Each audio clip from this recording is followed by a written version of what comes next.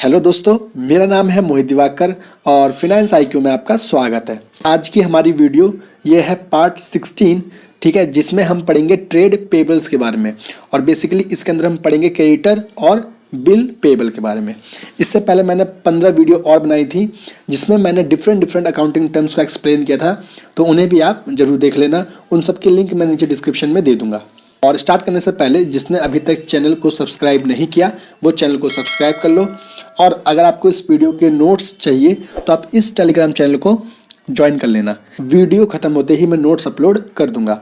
और अगर आप मुझसे कोई डाउट्स पूछना चाहते हो टॉपिक से रिलेटेड तो आप मुझे कमेंट सेक्शन में कमेंट कर सकते हो, या फिर आप चाहो तो फेसबुक पे मुझे फ्रेंड रिक्वेस्ट भी भेज सकते हो, और आप चाहो तो मुझे को ऐप पे भी फॉलो कर सकते हो। इन सब की लिंक मैंने नीचे डिस्क्रिप्शन में दे रखी है। तो चलो वीडियो को स्टार्ट करते हैं ट्रेड पेबल से।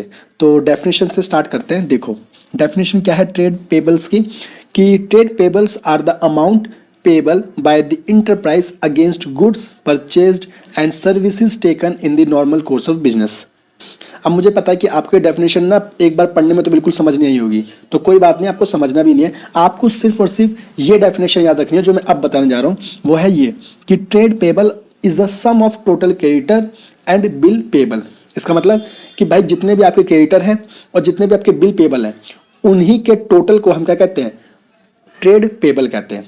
इस चीज़ को एक बार अच्छे से समझने के लिए ये देखो, आपको जो याद रखना है वो बस ये याद रखना है कि जो ट्रेड पेबल होता है वो क्या होता है, जो टोटल क्रेडिटर हो गए वो प्लस जो आपके टोटल बिल पेबल हो गए वो, इनके सम को यानी कि इनके टोटल को हम कहते हैं ट्रेड पेबल्स। ठीक है, तो ये हो गया आपका ट्रेड पेबल की एक तरह से डेफिनेशन जो आपको याद रखनी है। तो देखो स्टार्ट करते हैं सबसे पहले क्रेडिटर की डेफिनेशन से कि क्रेडिटर क्या होते हैं।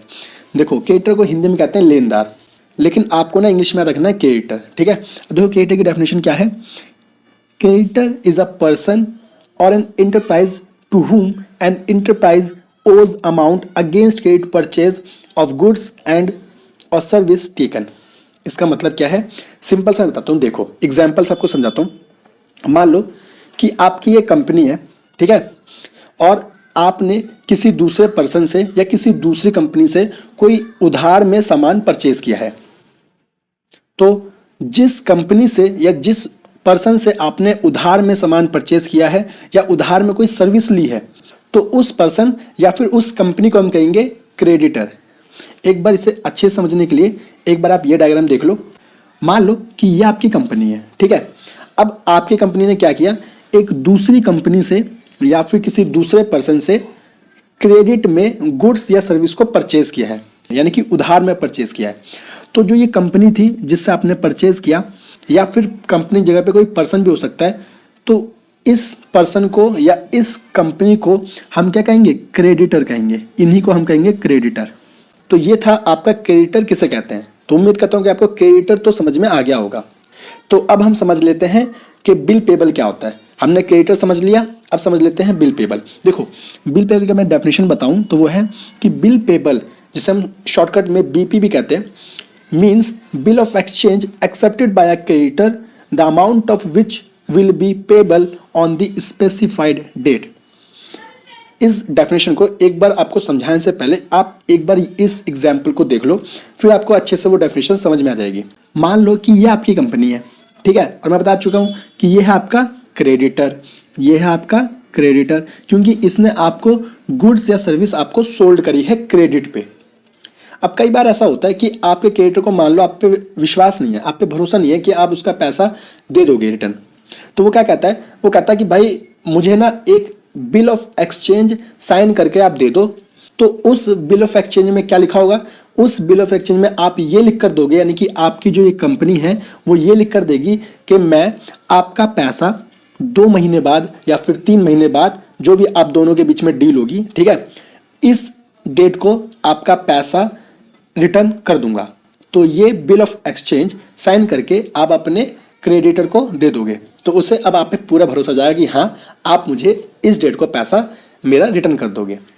तो जो आपने ये बिल ऑफ एक्सचेंज साइन करके अपने क्रेडिटर को दिया है, इसी को हम कहते हैं बिल पेबल, यानी कि बीपी कहते हैं। इसी को हम कहते हैं बिल पेबल। ठीक है, अब आपको याद आ रहा होगा कि सेम चीज़ मैंने आपको बताई थी जब मैंने डेटर और बिल रिसीवेबल के बारे में बताया था। वहाँ पे क्या हो रहा था, वहाँ पे ये हो रहा था कि आपका डेटर आपको बिल ऑफ एक्सचेंज दे रहा था, तो इसलिए उस बिल ऑफ एक्सचेंज का नाम तब वहाँ पर BR पड़ा था। लेकिन इस केस में क्या हो रहा है कि आप अपने क्रेडिटर को दे रहे हो बिल ऑफ एक्सचेंज, इसलिए इस बिल ऑफ एक्सचेंज का नाम यहाँ पर क्या है, बिल पेबल। तो उम्मीद करता हूँ कि आपको ना बिल पेबल समझ में आ गया होगा। अब एक बार देख लेते हैं दोबारा डेफिनेशन जो मैं आपसे कह रहा था। देखो क्या होती है कि bill payable means bill of exchange accepted bye creditor, यानी कि जो क्रेडिटर आपसे एक्सेप्ट करता है, ठीक है, और उस पर एक अमाउंट लिखा होता है कि कितना अमाउंट आप पे करोगे, और वो स्पेसिफाइड डेट लिखी होती है कि किस डेट पे वो पैसा पे किया जाएगा। तो कुल मिला के यही है बिल पेबल। तो उम्मीद करता हूँ कि आपको बिल पेबल की भी डेफिनेशन समझ में आ गई होगी, और इसके बाद भी अगर आपका कोई डाउट रह गया है तो नीचे कमेंट में जरूर बता देना, ठीक है। तो आज के लिए बस दोस्तों इतना ही था। वीडियो अगर आपको अच्छी लगी हो तो प्लीज़ वीडियो को लाइक करना और चैनल को सब्सक्राइब करे बिना मत जाना। तो दोस्तों मिलते हैं अब अपनी नेक्स्ट वीडियो में, तब तक के लिए थैंक यू।